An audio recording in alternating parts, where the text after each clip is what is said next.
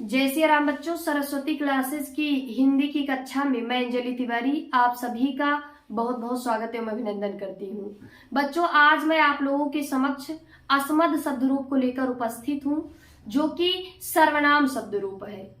इससे पहले आप कक्षा 10 के सिलेबस में हिंदी के जितने भी संज्ञा शब्द रूप हैं उनसे आप सब परिचित हैं। आज की ये जो कक्षा है इसमें हम और आप अस्मद शब्द रूप यानी जिसका अर्थ होता है मैं और जो कि एक सर्वनाम शब्द रूप है के विषय में विस्तार पूर्वक इस कक्षा में पढ़ने वाले हैं। तो आइए जानते हैं बच्चों पहले सर्वनाम क्या होता है। सर्वनाम को भी जानने से पहले हम संज्ञा जानते हैं क्या होता है। देखिए बच्चों, संज्ञा को इंग्लिश में नाउन बोलते हैं। आप सभी परिचित है कि संज्ञा को इंग्लिश में क्या बोला जाता है, नाउन। और यदि हम संज्ञा को हिंदी में और क्या कहते हैं तो इसकी बात करें तो कहते हैं नाम। संज्ञा मतलब नाम, यानी किसी व्यक्ति का, वस्तु का या स्थान का नाम ही क्या है, संज्ञा है। तो यानी नाम के बदले यानी संज्ञा के स्थान पे प्रयुक्त किए जाने वाले शब्दों को ही क्या कहते हैं, सर्वनाम। और संज्ञा क्या है, नाम, यानी नाम के बदले जो कुछ भी हम प्रयुक्त करते हैं वो होता है हमारा सर्वनाम। सर्वनाम यानी सबका नाम, अर्थात जो सबके नाम के बदले आए वही क्या है, सर्वनाम है। तो जो अस्मद है ये आपका एक सर्वनाम है। अस्मद का मतलब मैं, हम, ये सब क्या है, सर्वनाम है। तो आज आप सभी को अस्मद का शब्द रूप पढ़ना है इस कक्षा में। तो आइए जानते हैं अस्मद शब्द रूप कैसे चलेगा। अस्मद और युष्मद, अगर आपको अस्मद का शब्द रूप आपने भली प्रकार से याद कर लिया तो आपको युष्मद का शब्द रूप याद करने में कोई भी दिक्कत आपको नहीं होगी। आइए देखते हैं कैसे चलेगा अस्मद शब्द रूप, जो कि एक सर्वनाम शब्द रूप है। कैसे कैसे विभक्तियों में कैसे कैसे अस्मद शब्द रूप चलेगा और किस तरह से आपके परीक्षा में प्रश्न पूछे जाएंगे और आप देखते ही कैसे उसका उत्तर दे पाएंगे, ये आप वीडियो को शुरू से अंत तक देखेंगे तो आप बहुत ही सहजता से शब्द देखते ही तुरंत आप उसके उत्तर दे पाएंगे अच्छे ढंग से। तो आइए देखते हैं, आप इस कक्षा को शुरू से अंत तक अवश्य देखें, तभी आप इससे लाभान्वित हो पाएंगे। यदि आप कक्षा को शुरू से अंत तक पूरा देखेंगे तो आप सभी से मेरा अनुरोध है कि आप कक्षा को पूरा देखें। आइए प्रारंभ करते हैं अविलंब। सर्वनाम शब्द रूप, सर्वनाम यानी सबका नाम, अर्थात जो सबके नाम के बदले आए वही सर्वनाम है। या फिर हम कहें संज्ञा के स्थान पे प्रयुक्त होने वाले शब्दों को सर्वनाम कहते हैं। संज्ञा मतलब नाम, यानी किसी का भी नाम हो, किसी व्यक्ति का, किसी वस्तु का, किसी स्थान का, तो वो आपका आएगा संज्ञा में। और इसके बदले यदि हम कुछ प्रयोग करते हैं नाम के तो वो हमारा होगा सर्वनाम। जैसे राम घर जाता है वह खाना खाता है, तो राम घर जाता है, वह खाना खाता है और सो जाता है। तो राम, देखिए बच्चों, यहाँ राम नाम है तो संज्ञा है। अब राम घर जाता है, खाना खाता है और सो जाता है, तो वह खाना खाता है, यानी वह किसके लिए आया है, राम के लिए आया है। तो यानी जो नाम के बदले यानी राम के बदले हमने वह लिखा तो वह क्या है, वह सर्वनाम हो जाएगा। जैसे शीला एक अच्छी लड़की है, वह बहुत सुंदर है, तो यानी शीला क्या है, एक नाम है यानी संज्ञा है। और शीला एक अच्छी लड़की है, वह बहुत सुंदर है, वह किसके लिए आ रहा है, तो शीला के लिए ही आ रहा है। तो यानी शीला के स्थान पे हमने वह लिखा तो वह क्या है, सर्वनाम है। आइए अब देखते हैं अस्मद शब्द रूप। पहले हम इसका वाचन करेंगे एक एक, फिर उसके बाद लय के साथ आप किस तरह से याद करेंगे फिर उसे बताएंगे। आइए पहले एक एक शब्द क्लियर करते हैं। विभक्तियां, जैसा कि आप सब परिचित ही है, 7 विभक्तियां होती हैं संस्कृत में। और सर्वनाम शब्द रूप में एक बात है, आपको संबोधन में इसके रूप नहीं पढ़ने हैं। अभी तक आपने जितने भी संज्ञा शब्द रूपों को पढ़ा आपने उसमें 8 रूपों को पढ़ा, यानी संबोधन को भी लेके पढ़ा। लेकिन जो आपका सर्वनाम शब्द रूप है उसमें आपको संबोधन को नहीं पढ़ना है, केवल 7 विभक्तियों और 3 वचनों में ही पढ़ना है। तो आइए अस्मद शब्द रूप 7 विभक्तियों 3 वचनों में हम देखते हैं कैसे चलेगा इसका रूप। देखिए प्रथमा विभक्ति एक वचन में कैसे चलेगा, अहम, आवाम, वयम।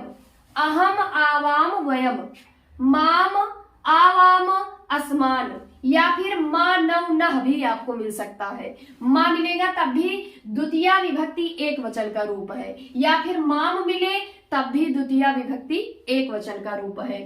आवाम, चाहे आपको आवाम मिले या फिर नव मिले तब भी आपको द्वितीय विभक्ति द्विवचन का रूप है, वो आपको बताना है। और देखिए नव कई जगह है, चतुर्थी द्विवचन में भी है, षष्ठी द्विवचन में भी है और द्वितीय द्विवचन में भी है। तो अगर द्वितीय द्विवचन और चतुर्थी द्विवचन या षष्ठी द्विवचन आपको ऑप्शन में मिलेगा तो वही वाला ऑप्शन आपको करेक्ट करना है। वैसे ये कंपटीशन लेवल में इस तरह से प्रश्न ज्यादा पूछे जाते हैं कक्षा 10 वालों के लिए, तो आप जो इधर इधर लिखा है उसे ही अच्छे ढंग से याद कर लें। परीक्षा में आपसे कोई भी प्रश्न गलत नहीं होगा, लेकिन आप इसे भी ध्यान रखें जो कॉमा करके अलग शब्द लिखा है, जैसे माम के बाद माँ भी लिखा है, इसको भी ध्यान में रखें। फिर माम आवाम अस्मान, मया आवाभ्याम अस्माभि, मह्यम आवाभ्याम अस्मभ्यम, मत आवाभ्याम अस्मत्, मम आवयोः अस्माकम, मयि आवयोः अस्मासु। तो ये था एक सामान्य तरीका रूप पढ़ने का। अब आइए एक वचन पूरा देखते हैं, एक एक वचन का। देखिए अहम, माम, मया, मह्यम।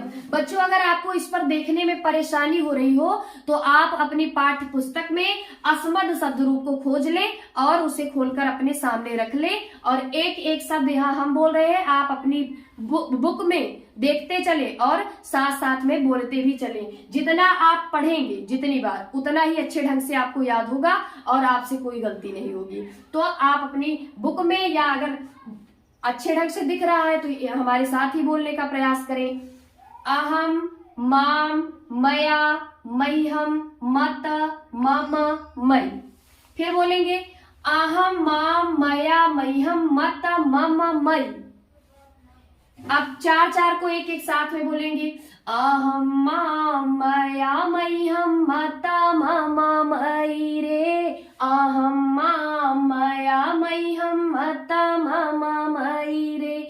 आपको रे केवल लय बनाने के लिए आपको लगाना है, ना कि मई रे यहाँ पे है, आपको मई ही है, ये ध्यान रखना है। केवल रे हम लय बनाने के लिए लगा रहे हैं, ऐसा आपको मानना है। देखिए अहम रूप को पढ़ने से ज्यादा आप लिख लिख के उसे, मतलब केवल पढ़े तो है ही, साथ में लिखकर उसे याद करें, ताकि कहाँ हलंत लगाना है, कहाँ पे अनुस्वार करना है, कहाँ विसर्ग करना है, आपसे किसी भी तरह की कोई गलती ना हो। तो इसके लिए आप रूपों को ज्यादा बार लिखे, कम से कम 4-5 बार तो लिखे ही। जैसे अहम में हलंत है, माम में भी हलंत है, पीछे माँ में देखिए, और यहाँ अहम में भी माम में भी, यानी दोनों में माँ में नीचे हलंत लगा है, इसे आपको ध्यान में रखना है। अहम, माम, मया, मह्यम, मत, मम, मयि। अहम, माम, मया, मह्यम, मत, मम, मयि।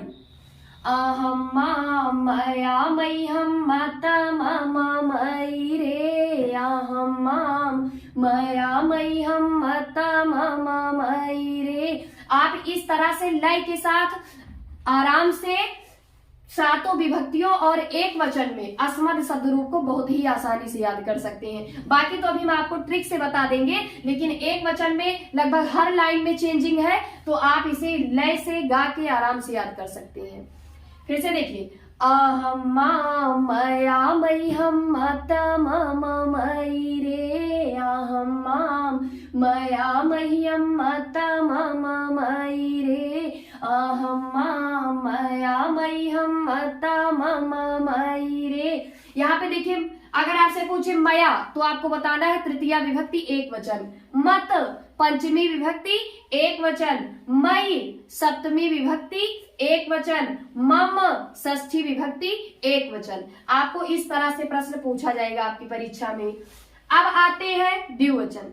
देखिए आवाम, आवाम दो तो बिल्कुल याद करने में आपको दिक्कत ही नहीं होगी। आवाम, आवाम बिल्कुल सेम रहता है, लगभग प्रथमा और द्वितीय द्विवचन में और प्रथमा और द्वितीय द्विवचन में जो रूप रहता है वो लगभग समान ही रहता है। देखने में बिल्कुल आपको सेम सेम लगेगा, तो याद करने में कोई दिक्कत नहीं है आपको। जैसे देखिए आवाम आवाम, आसानी से याद हो जाएगा।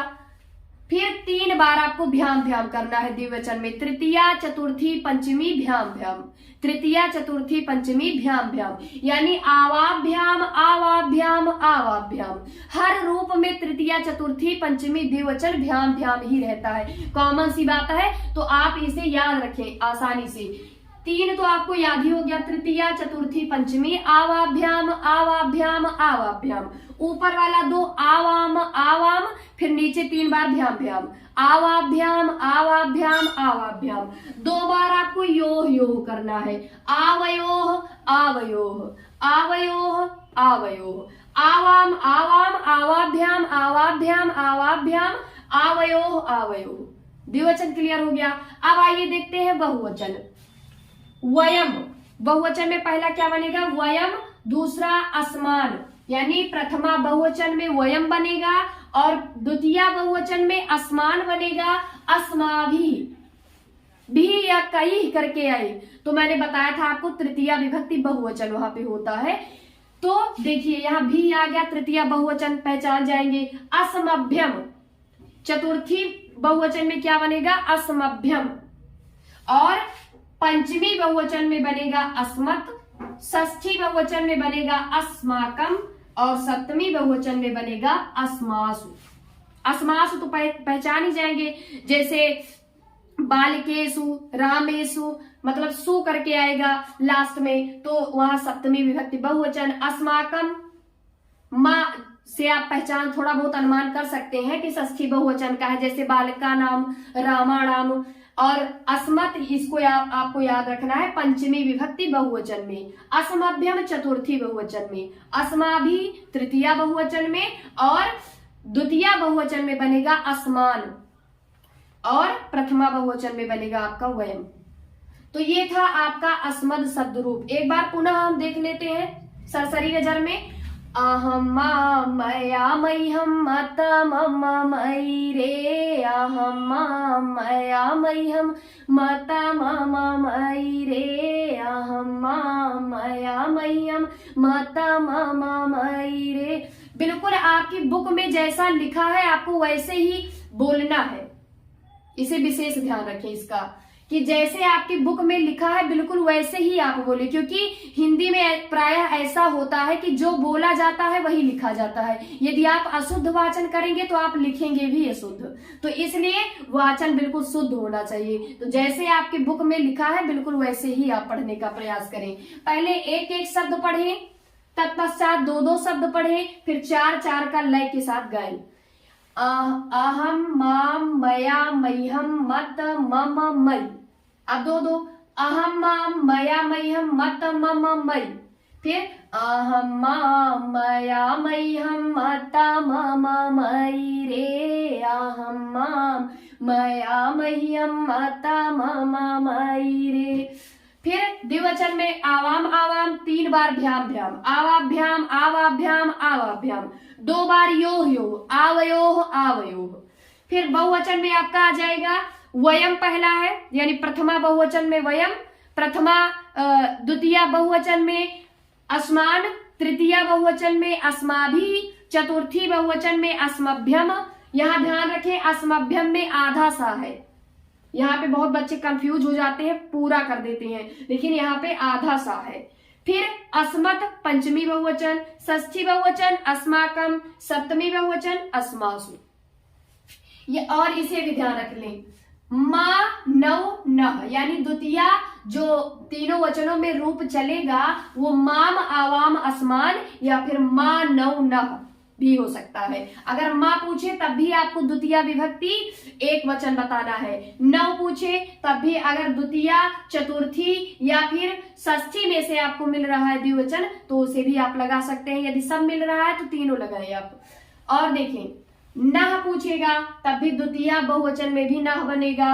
और कहा नह बन रहा है, चतुर्थी बहुवचन में नह बन रहा है, षष्ठी बहुवचन में नह बन रहा है, और षष्ठी तीनों वचनों में नौ नह, यानी चतुर्थी तीनों वचन और षष्ठी तीनों वचन में नौ नह, चतुर्थी षष्ठी में नौ नह, और द्वितीय तीनों वचनों में मा नौ नह, द्वितीय विभक्ति तीनों वचनों में मा नौ नह, चतुर्थी और षष्ठी विभक्ति तीनों वचनों में नौ नह। यानी इधर से भी आप याद रखें, प्लस ऐसे भी याद रखें, प्लस जो कामा लगा के एक शब्द और भी लिखा है उसे भी आप ध्यान में रखें। ये खासकर कंपटीशन लेवल वाले बच्चों के लिए है जो प्रतियोगी परीक्षाओं की तैयारी कर रहे हैं। यदि आपको ये नहीं भी पता है तो कोई दिक्कत नहीं, आप जो आगे पहला जो शब्द लिखा है उसे आप याद कर लें अच्छे ढंग से और इसे भी ध्यान में रखें। बच्चों, अब आपको अस्मद शब्द रूप आशा करते हैं समझ में आ गया होगा। कल हम पुनः आप लोगों के समक्ष युष्मद शब्द रूप को लेकर उपस्थित होंगे जो कि इसी से मिलता जुलता है। तो तब तक के लिए जय सिया राम, जय जय।